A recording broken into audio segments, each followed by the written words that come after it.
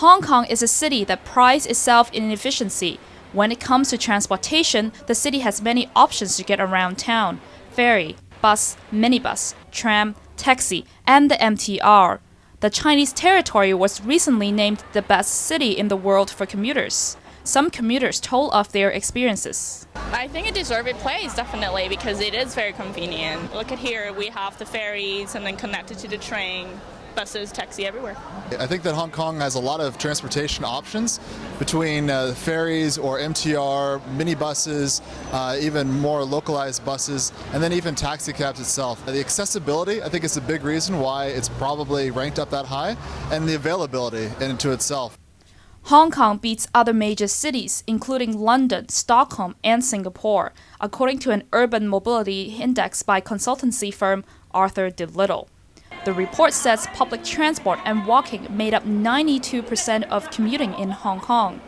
As a result, the city has a low rate of car ownership, 73 per 1,000 citizens. There's also low levels of transportation-related deaths and carbon dioxide emissions. The report also finds that Hong Kong's extensive railway system is impressive. The railway network stretches across 212 kilometers. The use of the octopus card for payment also plays an important part in securing the top spot. The smart card is carried by 95% of the population. It can even be used as a debit card at some retail stores. However, the city is lagging when it comes to access to cycling paths. Chairman of the Hong Kong Cycling Alliance, Martin Turner, is an avid cyclist in the city.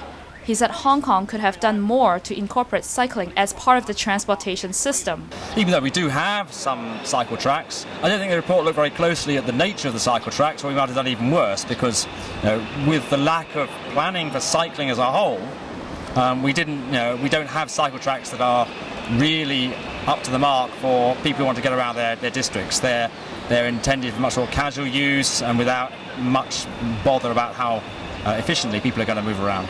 Although the city has no plans to expand the cycling infrastructure, Hong Kong is committed to expand another 70 kilometers of MTR tracks in the next few years.